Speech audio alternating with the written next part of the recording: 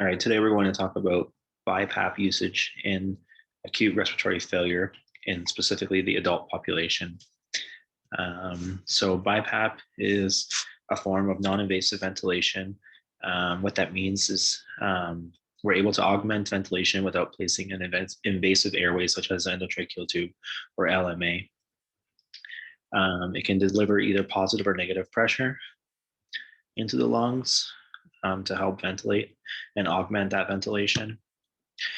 Typically, in an emergency situation, there's two primary uses.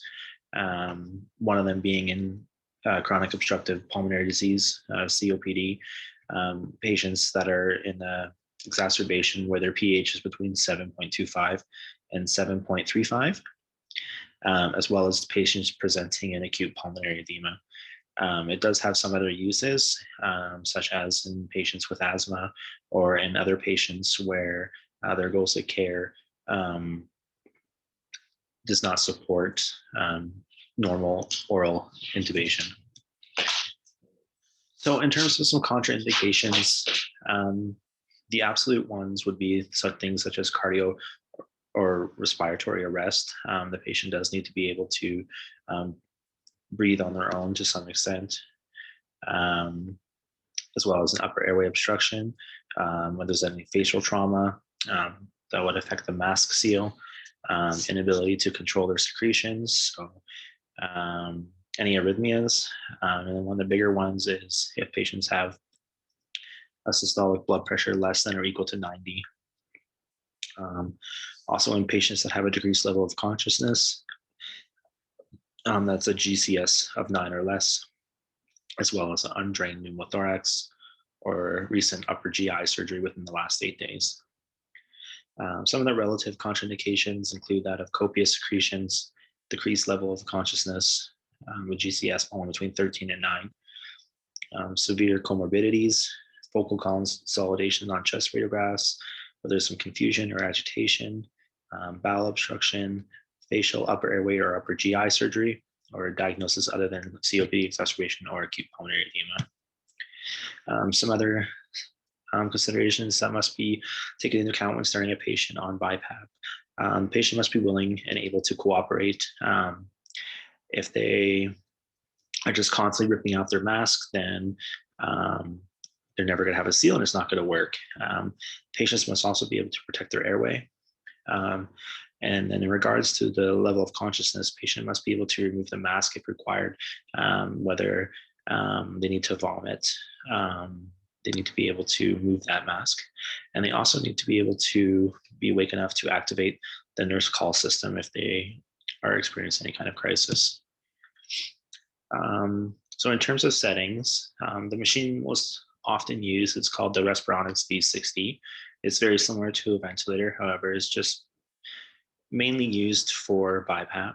Okay, so there's a couple settings here. So there's the EPAP setting, which is the expiratory positive airway pressure, which is similar to your CPAP. Okay, and what that does is it helps reverse atelectic lungs. So if there's any kind of collapse, it helps open that up. By doing so, it helps to recruit the alveoli. It also increases their functional residual capacity, as well as improving BQ mismatch. Now, in terms of settings for that, we typically start at 4 centimeters of water pressure.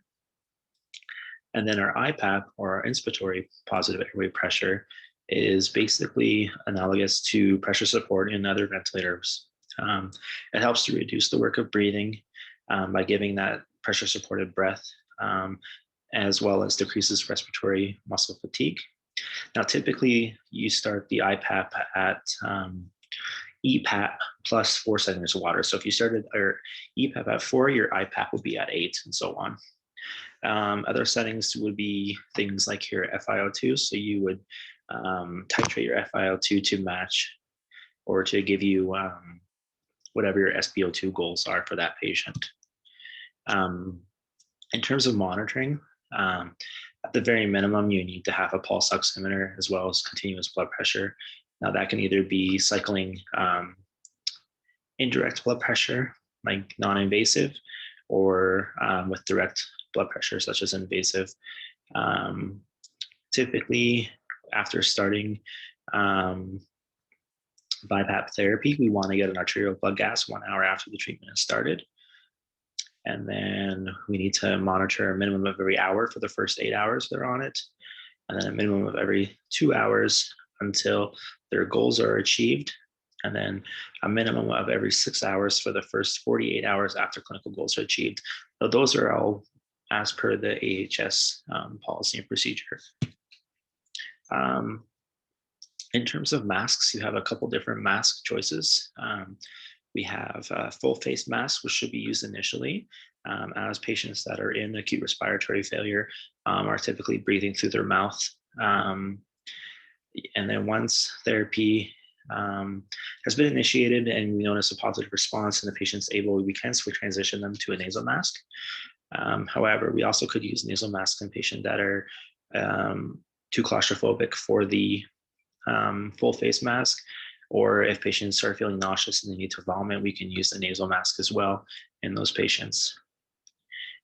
Some of the predictors of success for BiPAP therapy include that of patients that have a younger age, lower acuity, the ones that are able to cooperate, the ones that have a better neurological score, so a higher GCS, the patients that are able to coordinate breathing with the ventilator. They have less air leaking, they have intact dentition. And why that's important is that we're able to get a better seal with the mask if they have all their teeth, if their PaCO2 is between 45 and 92, if their acidemia is between pH of 7.25 and 7.35, typically pH is less than 7.25 warrant oral intubation and mechanical ventilation. And then another predictor of success is if we do get that improvement in arterial blood gas pH, PaCO2, and respiratory rate 1 hour after the treatment has started. And there's the references for this presentation.